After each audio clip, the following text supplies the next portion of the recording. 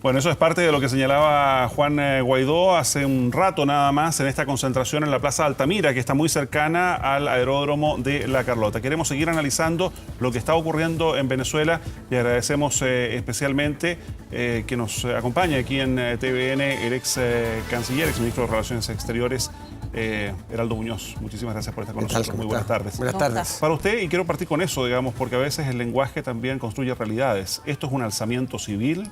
¿Es un intento de golpe de Estado? ¿Cómo lo califica usted? Bueno, aparentemente es un alzamiento militar con una movilización callejera ciudadana muy significativa, pero partió aparentemente como un intento de golpe de Estado o un intento de alzamiento que aparentemente se ha ido diluyendo con el paso de las horas. Lo más significativo, a mi juicio, temprano en la mañana fue la aparición de Leopoldo López, porque en definitiva, habiendo estado tanto tiempo bajo arresto domiciliario, su salida evidentemente tenía que haber contado con la connivencia de los militares que estaban rodeando la residencia. Yo creo que ese fue el signo más impactante. Porque gatilla la jornada, en definitiva. Gatilla la jornada, con la apariencia de que aquí podía haber un resultado de que se sumaran distintos contingentes militares a través del país, lo que aparentemente hasta ahora no es el caso. Desde esa perspectiva, viendo lo que ha ocurrido en ocasiones anteriores, en que también se ha mencionado que es el fin de la usurpación, utilizo ahí los conceptos que usan desde la oposición, ¿cuáles son los escenarios que se abren a raíz de lo que estamos viendo hasta ahora? Bueno, yo creo que en definitiva Juan Guaidó se está jugando una carta muy definitiva, porque después de esto, ¿qué hay? O lo arrestan, si no lo toman preso, evidentemente es una señal de debilidad de parte del régimen de Maduro.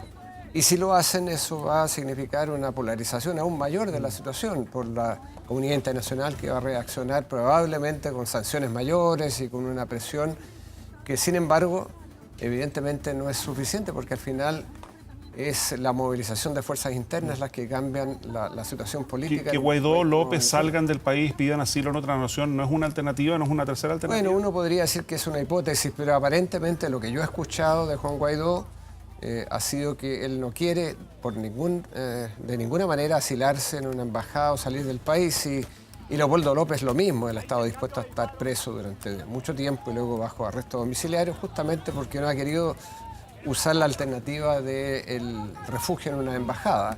Así que lo que se presenta como alternativa más bien es que los tomen presos, a menos que la movilización ciudadana sea tal que cree una situación distinta, porque hay que recordar que justamente era para mañana esta movilización masiva que pretendía desestabilizar el régimen por la vía de la movilización social. Pero dependerá ahí de esa movilización social, de esa cantidad de personas que salgan a las calles, o de las decisiones que tome el mundo militar al interior de Venezuela.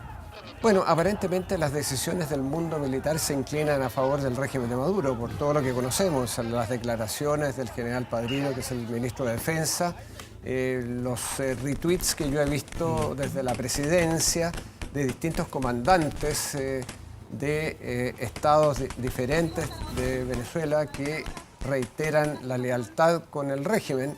Todo apuntaría a que por lo menos los altos mandos militares, eso no es ninguna novedad, porque los altos mandos militares han estado siempre con Maduro. Y el punto es que acaso hay una diferencia ahora respecto a los mandos medios y la tropa común, que son los que más se sienten los efectos de la profunda crisis venezolana, el acceso a medicamentos, a alimentos, etc. Ahora, Heraldo Muñoz, en este escenario, tal como está la situación, la confusión hoy día en Venezuela, ¿qué puede hacer la comunidad internacional? Bueno, yo creo que solamente tiene que reafirmar algunos principios que son fundamentales. Primero, que debe haber una salida pacífica, que no puede haber un derramamiento de sangre, que eso no se puede ir por la vía simplemente de una sublevación militar o un golpe de Estado, porque eso no es una salida. Al final, todo proceso de salida de un régimen autocrático o dictatorial a la democracia pasa por alguna modalidad de negociación. Lo que pasa es que, perdón, explícita o implícita. Es que aquí ha habido tres grandes grupos, aquellos que respaldan a Maduro, está Nicaragua, está Bolivia, pero también está China, está Rusia y hay otras naciones, Irán, en fin. Están aquellos que tratan de mantenerse neutrales, algunas naciones europeas, lo hemos visto esta misma mañana con México, y aquellos medio centenar de países, entre ellos Chile, que consideran que lo de Maduro es una dictadura y respaldan al presidente encargado de Venezuela, y a la oposición. Desde ese punto de vista, ¿qué le parece a usted la posición que sigue tomando hoy día Chile, cuando el presidente Sebastián Piñera, primero en redes sociales y luego en un mensaje ahí en el Palacio de la Moneda, reitera su respaldo a Guaidó y a la democracia en Venezuela? La dictadura de Maduro debe terminar.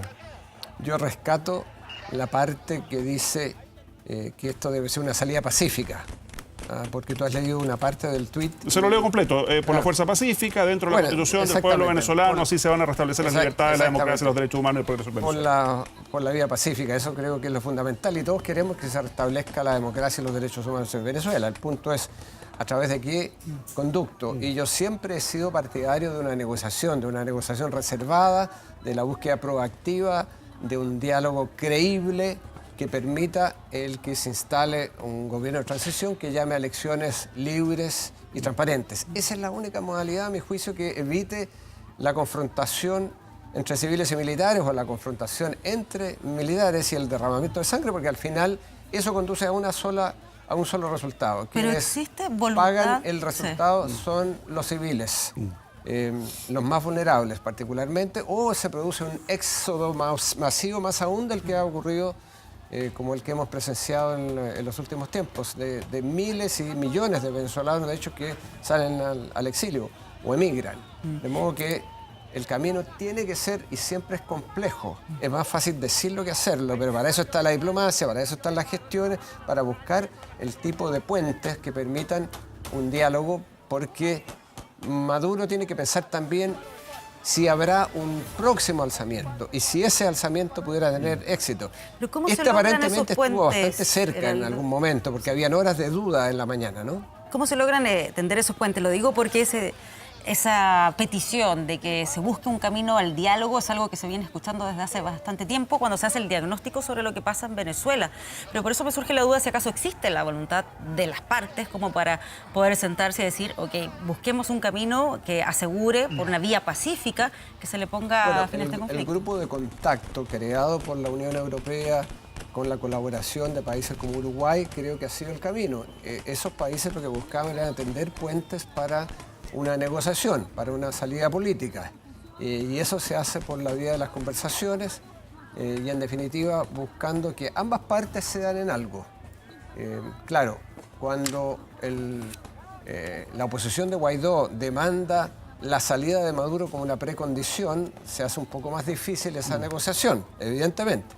Pero para eso están los conductos de estos países como los del grupo de contacto para tratar de permitir que las posiciones de las partes puedan ceder en algo para llegar a una solución que implique llamado a elecciones libres, transparentes, vigiladas a nivel internacional. Ahora, con todas las garantías. Heraldo Muñoz, decíamos al comienzo que muchas veces el lenguaje construye realidades y yo no sé si, tal como usted lo plantea, todavía hay espacio para la diplomacia cuando Jorge Arreaza, el actual canciller de Nicolás Maduro, se ha dedicado esta mañana por redes sociales a responder a cada uno de los mandatarios que apoya a Juan Guaidó, tilda a Jair Bolsonaro de Brasil como un dirigente neofascista, y al propio presidente Sebastián Piñera, a partir de este mensaje que comentábamos, le responde, cito textual: no es extraño ver al empresario Piñera, adorador de Pinochet, apoyando golpes de Estado, pero en Venezuela jamás triunfarán.